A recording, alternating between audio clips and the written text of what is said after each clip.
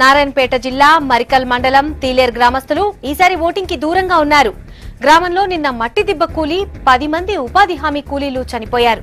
దాంతో గ్రామంలో విషాదం నెలకొంది. ఇంకా కొందరు మృతుల అంత్యక్రియలు కూడా కాకపోవడంతో గ్రామస్తులెవరూ ఓటేయటానికి ముందుకు రాలేదు. దాంతో పోలింగ్ సిబ్బంది ఖాళీగా కూర్చోవాల్సి వచ్చింది.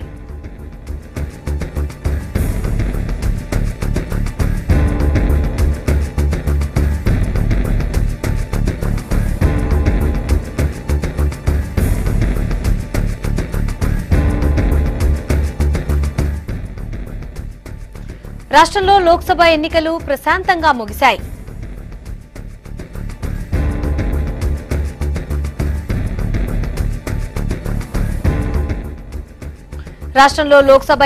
ప్రశాంతంగా ముగిశాయి. దీంతో అభ్యర్థులు గెలుపుపై ఎవరికి వారే ధీమా వ్యక్తం చేస్తున్నారు. ఓటింగ్ తమకంటే తమకే అనుకూలంగా పడిందంటున్నారు. నిశ్శబ్ద విప్లవంలాగా ఓటింగ్ జరిగిందంటున్నారు.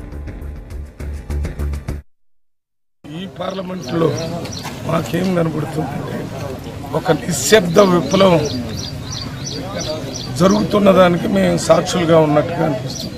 నాగర్ కర్నూలులో నేను పార్లమెంట్ సభ్యుడిగా ఎంత మెజారిటీతో గెలుస్తామనేదే సమస్యగా ఉంది తప్ప గెలవటం అనేది ఒక సమస్య కాదనిపిస్తుంది. ఎందుకంటే ప్రజల యొక్క నాడి పూర్తిగా కాంగ్రెస్ పార్టీకి అనుకూలంగా ఉందని.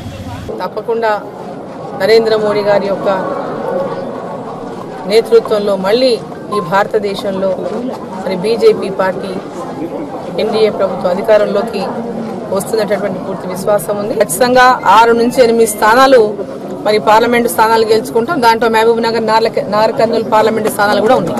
భారతదేశంలో ఉన్నటువంటి ప్రస్తుత పరిస్థితుల్లో ఒక సంకీర్ణ యుగం ప్రారంభమవుతుందని చెప్పి మేము ఆశిస్తున్నాము. జాతీయ పార్టీలు ఘోరంగా విఫలమైపోయినాయి, కాంగ్రెస్ పార్టీ, బీజేపీ. కాబట్టి ఈ సందర్భంలో పట్ల సంకీర్ణ యుగం రాబోతున్నది.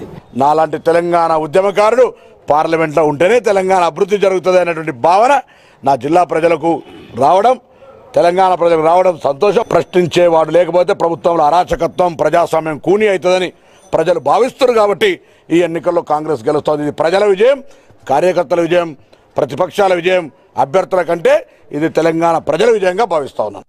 యువకులు, విద్యావంతులు, మేధావులు, చివరికి రైతులు కూడా నిజామాబాద్ రైతన్నలని స్ఫూర్తిగా తీసుకొని రైతన్నలు కూడా మొదటిసారి టీఆర్ఎస్ ప్రభుత్వానికి వ్యతిరేకంగా ఒక రకమైనటువంటి తీర్పు, ఒక నిశ్శబ్ద విప్లవం ఎన్నికల ఫలితాల తర్వాత రాబోతుందనడంలో భారతీయ జనతా పార్టీగా మాకు ఎలాంటి సందేహం లేదు. తెలంగాణలో కూడా మంచి ఫలితాలను సాధిస్తామన్నాం. అసెంబ్లీ ఎన్నికల ఫలితాలు ఒక రకంగా, పార్లమెంట్ ఎన్నికల ఫలితాలు మరొక రకంగా ఉంటాయనడానికి ఈ 2019 ఏప్రిల్లో జరిగినటువంటి ఎన్నికల ఫలితాలు తీర్పిస్తాయి. అదే విధంగా మా నాయకుడు కేసీఆర్ గారికి పూర్తి మద్దతు ఇస్తారు. 16కి 16 పార్లమెంటు స్థానాలు గెలుస్తాయి. అంతేకాకుండా ఖమ్మంలో కూడా మంచి మెజార్టీతో ప్రజలు నన్ను ఆశీర్వదిస్తారు.